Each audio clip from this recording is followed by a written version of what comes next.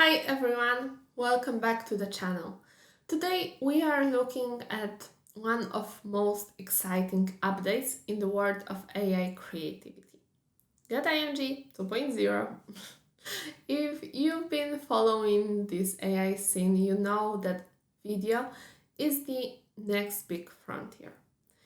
We've seen tools like Runway and Luma, but today I want to show you why getimg AI new 2.0 interface might just be the most user-friendly and powerful tool for creators right now. In this video, I'm going to walk you through the entire process of turning a static image into a cinematic masterpiece. We will explore the new and find workspace, talk about the best settings for motion, and I will share some secret prompting tips to make your videos look like they were shot on a real camera. By the end of this 15-minute deep dive, you will be an expert in getimg AI 2.0. Let's get started. So first, let's talk about the interface. If you use the older version, you will notice everything is much more integrated now. To start creating video, you don't need to jump through different menus. Look at the prompt at the bottom left corner of your screen. This is your mode selection. The version 2.0, this is where you control the engine of the platform. Click that box and select video. Once you select video, the entire dashboard adapts. You will see that the settings on the left and the prompt box at the bottom are now optimized for motion. The beauty of 2.0 is that it handles the model selection automatically. You don't need to guess which AI model is the best for video. Our site does the heavy lifting for your behind the scenes. Now let's go through the core workflow. It's very intuitive, but there are a few details you should pay attention to. Step 1. Uploading your image. You will see the upload area right there. You can drag and drop any image. It could be something you generated using our Flex model or Dream model, or a photo from your own collection. For this first test, I'm using this cinematic shot of ancient forest.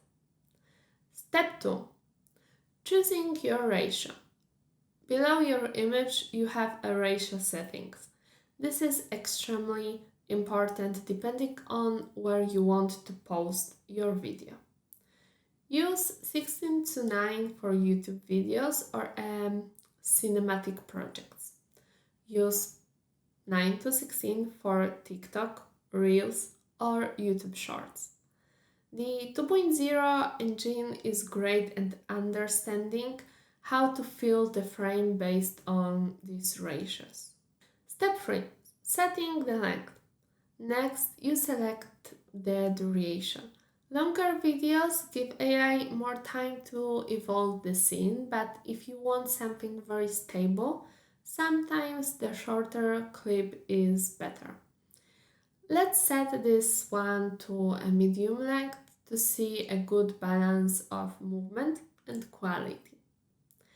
Now we move to the prompt box. This is where most people get it wrong. They just describe the image again, but AI already sees the image. In getimg 2.0, the prompt box should be used to describe movement.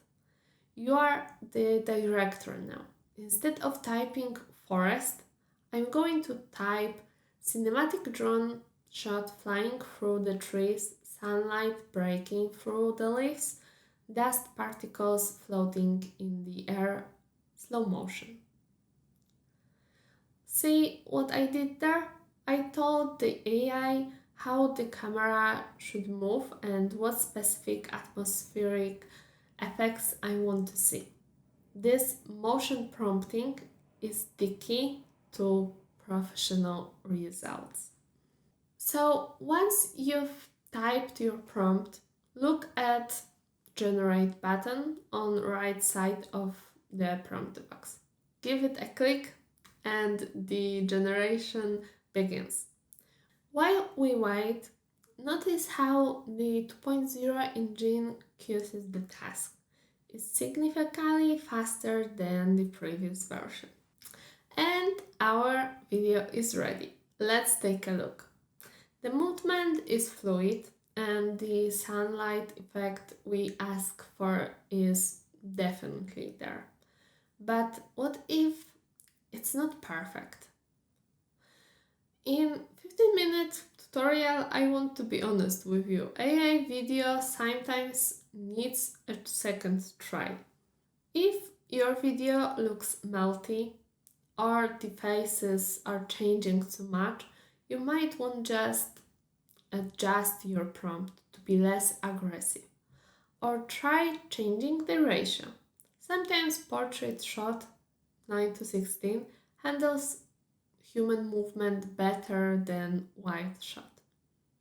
Before we wrap up, let's talk about why you would want to use this tool. I've been using getimg 2.0 to create B-roll for my videos. So instead of searching for stock footage that everyone else uses, you can generate unique clips that fit your brand perfectly. You can use this for atmospheric backgrounds, for lo-fi music or podcasts, animated book covers if you are an author, social media ads that grab attention much better than a static photo. The possibilities are endless because the barrier to entry is now just a click on the generate button. That's the complete workflow for getimg 2.0, from the prompt box to selector to the final export.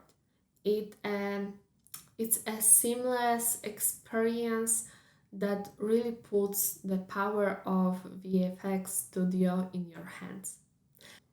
I hope this deep dive helped you understand how to get the most out of this tool. If you have any question about the prompts or the setting I used, drop the comment below. I read every single one. I've left a link to getimg AI in the description so you can go and try the 2.0 update right now. Don't forget to like this video if you found this helpful and subscribe for more AI tutorials. Thanks for watching and I will see you in the next one.